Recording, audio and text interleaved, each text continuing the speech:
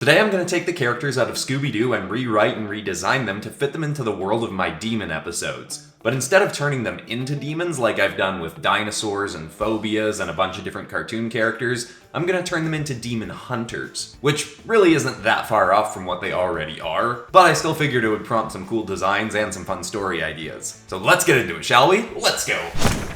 Hit like if you want, subscribe if you feel like, but either way, enjoy the show.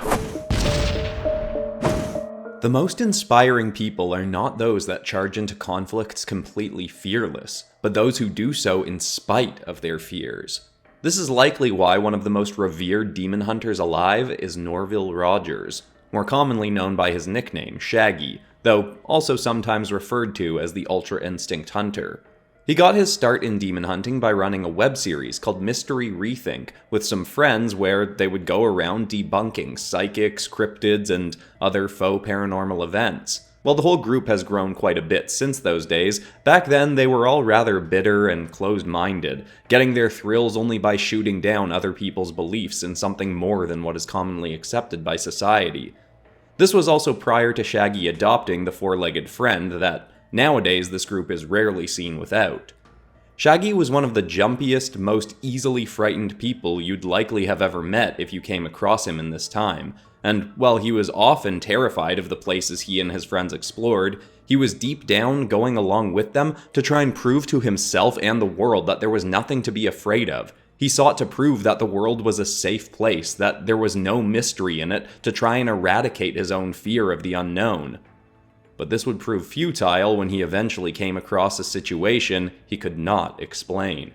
Their group learned of a suspected murder that had occurred a couple cities over from their own hometown of Coolsville, California. The people claimed that prior to the death of a local, a clown had been seen walking their streets, giving odd looks to everyone it passed, but not speaking to anyone when approached. A few days later, a young man from the town, known by his friends for having an intense fear of clowns, had gone missing and had not since been seen again. But in a clearing of a nearby woods, his watch had been found coated in blood with bits of popcorn and burst balloons scattering the ground nearby. The gang had been cynically convinced that this was the townsfolk concocting some story around a real-life disappearance to create buzz and bring in tourists, so they went to investigate. Though they were surprised by how convincing the townsfolk all seemed. To Shaggy's great distress, they all decided to camp out in the very place the watch had been found, hoping this would lure out the lying townsfolk to try and scare them into believing the story. They set up night vision cameras on some nearby trees to catch anyone trying to pull any tricks on them, then went to sleep. Or most of them did. Shaggy couldn't bring himself to fall asleep in that forest, and was shaking in his tent way into the middle of the night, when he started hearing echoing laughter coming through the trees. He grabbed his friend Velma's tablet to check the feed of their night vision cameras, hoping to see proof of townsfolk trying to scare them, but instead he saw on all four cameras a horrific, warped clown face grinning back at him. Suddenly, through the tablet, a white hand reached out towards Shaggy's face. He hurled the tablet down and screamed for everyone else to wake up. Of course, when they grabbed the tablet, the hand was gone and there was no clown to be seen, so they all assumed that Shaggy had imagined something as he had many times before. Though they were somewhat surprised to find that all of the footage they had thought they'd been recording had disappeared, but they just wrote it off as a glitch in the cameras. Shaggy tried to convince them that some demonic clown had in fact reached through the tablet to grab him, but they all continued to say that he must have just imagined it and that he should go back to sleep. But he knew what he'd seen. Right then and there, Shaggy left, getting out of town, heading back to Coolsville, and hiding away from the world as he'd wanted to do so many times before. But the nightmares of that clown face kept coming, soon followed by visions of other monstrous beings, such as a white-faced, slimy shadow lurking out of the dark to grab him, and a blood-drenched being crawling across his floors at night. To try and calm his fears, Shaggy adopted a guard dog that he named Scooby Doo, or Scooby for short, a rescue that was a mix of a Doberman and a Great Dane that he hoped could both comfort him and protect him if anything was truly coming after him. They became very close very quickly, as Scooby was a very affectionate and friendly dog, with an appetite that rivaled Shaggy's, but it turned out this dog was just as easily frightened as he was, possibly only becoming more so because of his owner's demeanor. Shaggy even tried turning to substances to calm him, but getting high didn't help at all either. And so the nightmares kept coming, and eventually Shaggy started seeing and feeling things in his waking hours as well. Slimy hands reaching out of storm drains to grab him, puddles of blood in the streets that nobody else seemed to notice, and the same haunting clown face reflected in mirrors as if right behind him, only for him to turn around and see nothing there. His thoughts were getting grim, as every day felt like he was being tortured by his own fears. But the demons that were haunting him eventually made a mistake. One night, Shaggy awoke to a yelp. His eyes tore open from a nightmare and he saw Scooby limping towards him, his front paw broken and a bite mark in his back. Shaggy at first just sat there shaking in horror until a stretchy arm came through his window, grabbed Scooby by the tail, and tore the dog out of the house onto the front lawn. This demon likely thought that would be the ultimate fear-inducing act, and while it did indeed terrify Shaggy, his fear was overridden by the love for his dog and the fury at seeing him hurt.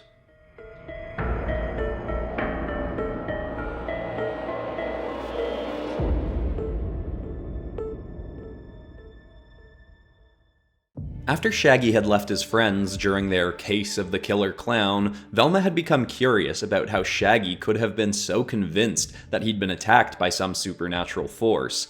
Velma had always been a very analytical and scientific person, but even she had gotten some inkling in the past that stranger things were possible than what most people accept.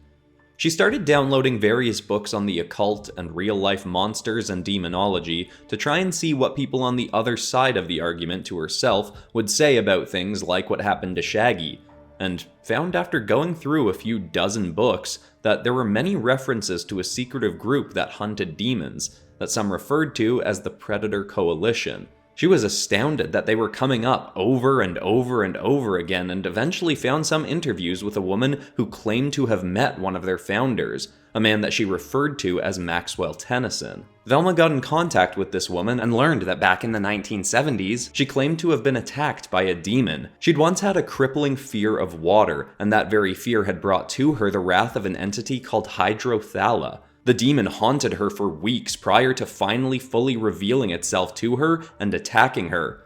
But thankfully, in the process of being attacked, she'd been able to overcome her fear and fight back against the demon. She hadn't killed it, but overcoming this fear had started to ward off the demon and make her less desirable to it, and as it was in its retreat, members of the Predator Coalition of Demon Hunters appeared on the scene to try and kill it. That was how she learned about the existence of demons, and these people explained to her how these creatures functioned. And while this was all fascinating information to Velma, she realized if it was all true what this woman was saying, and that Shaggy had seen a demon, his overwhelming fear could certainly prompt it to follow him wherever he went. She hadn't seen him in a few weeks and realized she could already be too late. She tried calling him and got no response. She hoped that Shaggy really had just been seeing things on that night, but was too unsure to just wait around, so she drove out to their hometown, going through the night to get to him. Though she did stop off at her parents' place first. It was only a few streets away from Shaggy's place, and she recalled that a few of the books she'd read stated that demons could be harmed or killed by a weapon or item that holds great value and represents some form of love to the wielder.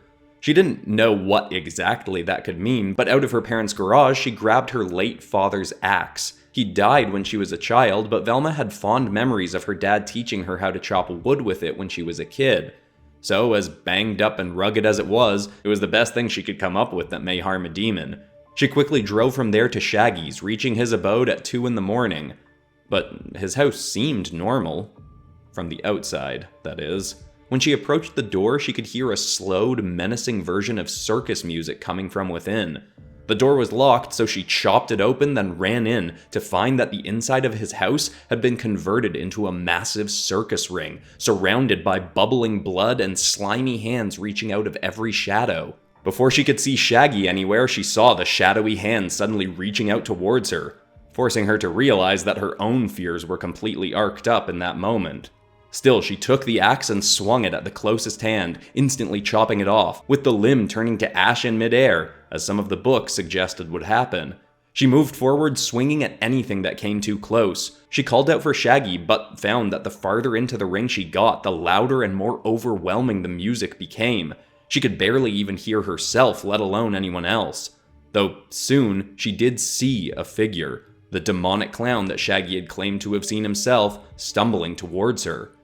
But not as if it was coming to attack her, more like it was running away. Seconds later, a large brown dog with a cast over one leg hobbled quickly after it, leapt onto its back, and bit down on the clown's neck. Then, running onto the scene next was Shaggy, wearing some kind of armored outfit with a bruised eye and cut-up face, but with unwavering determination. He too leapt onto the clown's back and started wailing on its head, tackling it to the ground and pinning it, only then noticing that Velma was there. She told Shaggy to step back as she raised her axe. He and Scooby moved away and she swung. But the clown's body morphed through the floor and her blade struck ground. Though as it did, it was as if that sent a ripple out across the circus ring, and in a shockwave of green light, the whole place converted back into Shaggy's home. The blood, the shadows, and the clown were all gone. Velma and Shaggy both just stood there in stunned silence for a moment, before eventually getting each other caught up on everything they'd both learned.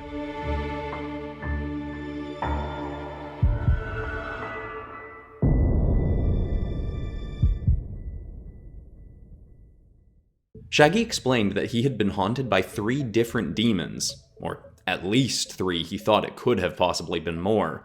But that one night the clown creature had attacked his new dog, Scooby, and that had finally launched Shaggy into action. When Scooby had been dragged out of his window, Shaggy had run out after him, saw the clown demon in full view holding the poor dog in the air by his tail, and Shaggy, against all his fears, had run up and punched the clown right in the face. He'd cut up his hand pretty badly in the blow, but it had forced the clown to drop Scooby and disappear. Unfortunately, soon after, Shaggy saw signs that there were still creatures lurking around him, including that same clown. He had no idea what he could do, but he knew that even if he was too scared to simply try and protect himself, he couldn't stand seeing any harm come to Scoob. He went out and bought himself the closest thing he could think of to full body protection, a set of motorcycle armor. He got Scooby to a vet and patched him up, lying that a bear had attacked them, then got ready for the demons to return. He was still terrified the entire time, but knew he would do anything to help his dog. For the next 3 nights, the clown demon, along with a blood demon and darkness demon, had come to try and cause him more and more fear and devour him, but every time he did his best to overcome his fears and fight them off. Velma had shown up on that 3rd night, but the combination of Shaggy pushing through his fears and Velma overcoming her own seemed to have been enough to finally ward the demons away for good. But that whole event would prove to be just the beginning of their real adventures. Together they went to the other members of their group, Fred and Daphne, and told them everything that had happened and what they'd learned. Fred and Daphne were both skeptical at first, but saw Scooby and Shaggy's injuries and heard how convinced Velma was, their most level-headed member, and they could no longer hear these stories as simple fiction. They started to pivot their research for their show from finding possible hoaxes to looking into information on claims of demon attacks, finding when they just looked with open minds, they could find plenty of cases and evidence. Not all of them panned out, but with enough investigation, they eventually found that the information they sought came right to them. They were tracked down by a less-than-friendly member of the Predator Coalition of Demon Hunters, Clayton Costas. He told them that they had 2 options: stop their investigations and go back to living their lives as normal, or join the coalition, learn everything there was to know about demons, but swear to never tell a soul anything who has not encountered a demon themselves already.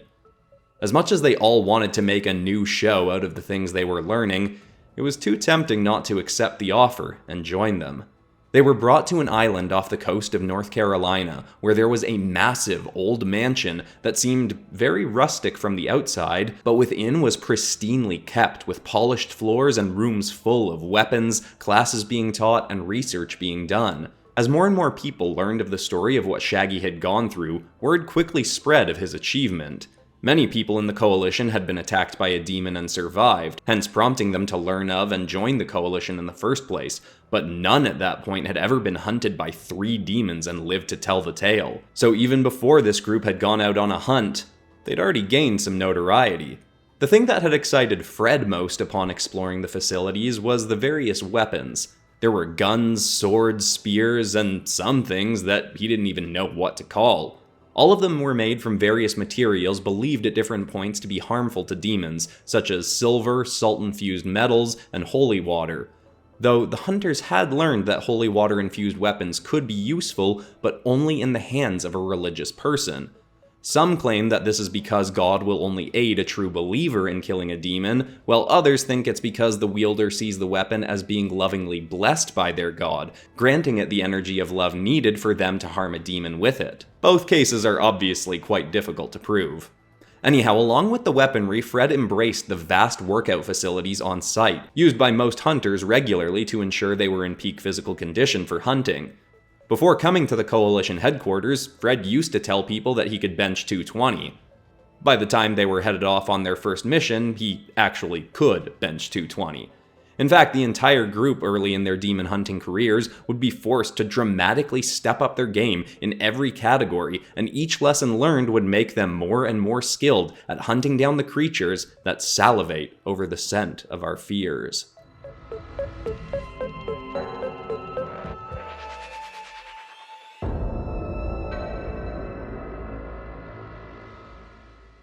The fourth member of the group, Daphne, had also majorly upped her physical skills upon joining the Coalition. She had taken karate for years prior to joining, but the on-site instructors helped her hone her skills even farther to become a black belt, while also helping her become proficient in swordsmanship and handling firearms. On the web series that the group used to make, Daphne had always been the face, the main person on camera, and that had unfortunately fueled the vanity she'd built up in high school as the prom queen and the best-looking girl in Coolsville. But coming to the Coalition, she quickly found that not many people cared much about how she looked, other than maybe Fred, but they all seemed to care much more about what she could do against demons. This helped her lean more into honing her skills and into caring less about how she looked. Though she was still one of the more fashion-forward people in the Coalition. She wouldn't get as physically strong as Fred or as knowledgeable as Velma, but she became the group's all-rounder, being agile and strong while having a fair share of strategic skill to come up with plans when, on rare occasions, Velma was short on ideas. A few of her more remembered achievements include Daphne helping them all realize that splitting up well on their hunts, something that Fred had encouraged on their first few missions, was never a good idea, so they dropped that tactic from their roster. She'd also eventually suggest to Velma that she get a pair of prescription goggles to replace her glasses when they were on missions, as her specs would often fall off during frantic encounters with demons. In her first couple years in the Coalition, Daphne went from feeling as though her appearance was her main value to becoming one of the most revered hunters in demon hunting history. Though it did help that her group was a massive draw for demons in their early days. You see, Shaggy and Scooby were still easily terrified even if they had overcome multiple demon threats, so this group of hunters would use that to their advantage when tracking a target. They'd let Shaggy and Scooby's fear lure out the demon, then use their combined skills to kill it, or at least lure it away from its target. After a few years, they'd have to come up with a new way to lure out demons, as Shaggy would become such a skilled hunter that his fears lessened and lessened, but he is still known to this day as one of the bravest hunters alive for all the times he overrode his immense fear to fight these creatures. To this day, they are one of the most decorated teams in the Coalition's history, having slayed Cyber Sherox, the ghostly computer virus demon, Ape Teres, the gorilla demon, Ankamum, the undead Egyptian demon, and many more. Together, they've saved more lives than any civilian in the world will ever know, and it was all only possible because of the day one cowardly man realized that he didn't need to prove to himself or the world that there was nothing out there to fear. He just needed to build confidence in himself so that when those fears arose, he could make sure they never stopped him from doing what he needed to do and from living a full and happy life.